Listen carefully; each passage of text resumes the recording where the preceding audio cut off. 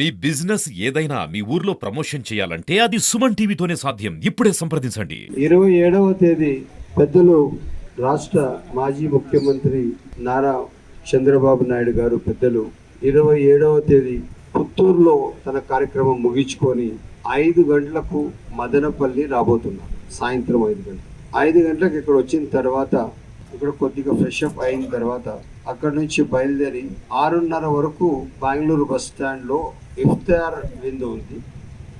6:45కి కార్యక్రమం స్టార్ట్ చేయబోతున్నాము. పెద్దలు ఒక బహిరంగ సభ ఉంది. మదనపల్లి కాన్స్టిట్యున్సీ ప్రజలందరూ పెద్ద ఎత్తున బెంగళూరు బస్ స్టాండ్కి చేరుకోవాలని ఒక బహిరంగ సభ ఉంది. ఆ సభలో ప్రతి ఒక్క కార్యకర్తలు, నాయకులు, మదనపల్లి కాన్స్టిట్యున్సీ ప్రజలు పెద్ద ఎత్తున ఉంటారని చెప్పి తెలియజేస్తూ ఈ కార్యక్రమానికి జయప్రదం చేసే బాధ్యత మన అందరిది. అదే కాకుండా ఆగస్ట్ 4వ తేదీ పెద్దలు చంద్రబాబు నాయుడు గారు మదనపల్లికి వచ్చినప్పుడు ఈ అరాచక పాలకులు ఆయన పైన మంగళూరులో కేసులు పెట్టి ఎంతో బాధ కలిగించారు. ఈసారి మనము చేయబోయే సభ, జరగబోయే సభ ఆయనకు ఎంతో సంతోషం కలిగించి రేపు ఆ కార్యక్రమం చేసిన తర్వాత ఆయన సంతోషంగా మదనపల్లి నుంచి మదనపల్లి వాసులు, మదనపల్లి కాన్స్టిట్యున్సీ మళ్ళా తెలుగుదేశం పార్టీకి కంచుకోట అయింది. తెలుగుదేశం కైవసం చేసుకోబోతున్నది. తెలుగుదేశం కోసం మదనపల్లి ఉంది. నా దృష్టిలో మదనపల్లి ఉంది. రేపు మదనపల్లి అభివృద్ధి నా బాధ్యత. మదనపల్లికి జిల్లా ఇవ్వడం నా బాధ్యత. మదనపల్లికి అన్ని విధాలుగా ఆదుకోవడం నా బాధ్యత. మదనపల్లి పట్టణ అంతా గుంతలమయం చేసేసినారు వైఎస్ఆర్సీపీ నాయకులు, ఎమ్మెల్యేలు, ఎంపీలు, మంత్రులు. దాని నుంచి కాపాడి అభివృద్ధి చేసే బాధ్యత నా బాధ్యతగా మాట ఇస్తూ, అదేవిధంగా ఎన్ఆర్సీ సిఏఏ పైన తప్పుడు ప్రచారం చేస్తున్న వైసీపీ నాయకులకు తిప్పి కొట్టడానికి అదే సభ సాక్షిగా చెప్తున్నాను. ఏదైతే వాళ్ళు దొంగాట్లాడుతున్నారో వాస్తవం చెప్పాలంటే మీరు దొడ్డిదారిన బీజేపీతో సంబంధాలు పెట్టుకొని ప్రోటం స్పీకర్ పొందారు, కావాల్సన్ని రోడ్లు శాంక్షన్ తీసుకున్నారు, కావాల్సిన పనులు పెండింగ్ పెట్టుకున్నారు, ఎప్పుడో జడ్జిమెంట్ కావాల్సిన కేసులన్నీ ఏదేదో రిక్వెస్ట్లు చేసుకొని ఏదేదో దానికి చక్కర్లు తిప్పారు. ఇవన్నీ చేసినా కూడా మా నాయకులు పెద్దలు చంద్రబాబు నాయుడు గారు దొడ్డిదారిగా పోలేదు.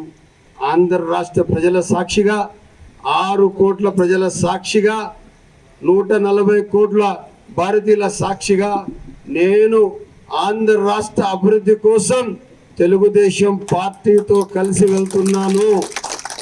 నేను ఎక్కడ కూడా కానీ దొంగదారినా, దొడ్డిదారినా లేదా వెనకదారి నుంచి నేను వెళ్ళడం లేదు. నేను నా రాష్ట్ర భవిష్యత్తు కోసం, రాష్ట్ర అభివృద్ధి కోసం బీజేపీతో వెళ్తున్నాను. పోలవరం కంప్లీట్ చేయడం నా బాధ్యత. దానికి సెంట్రల్ గవర్నమెంట్ ఫండ్స్ అవసరం ఉంది.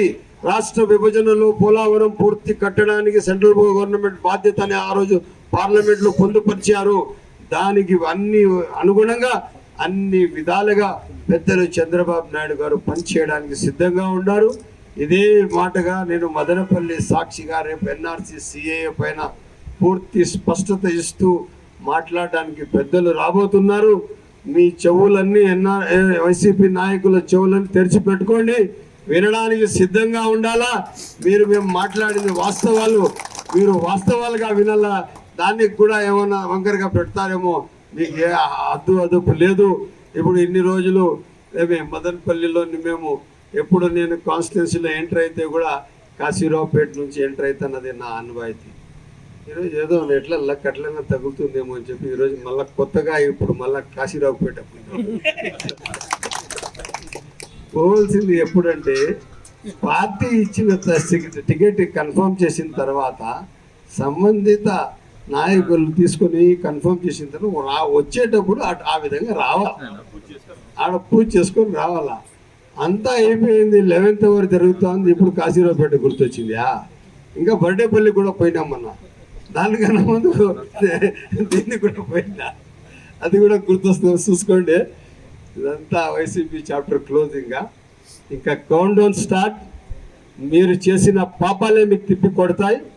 ఎట్టి పరిస్థితుల్లో నేను కాదు బుద్ధి చెప్పేది, మదనపల్లి కాన్స్టిట్యున్సీ ప్రజలు మీకు బుద్ధి చెప్తారు.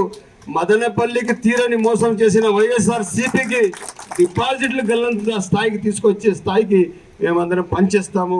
నాతో కలిసి మా నాయకులతో నేను కూడా వాళ్ళు ఒక్కడిగా పనిచేస్తానని తెలియజేస్తూ సెలవు తీసుకుంటున్నా. జై హింద్.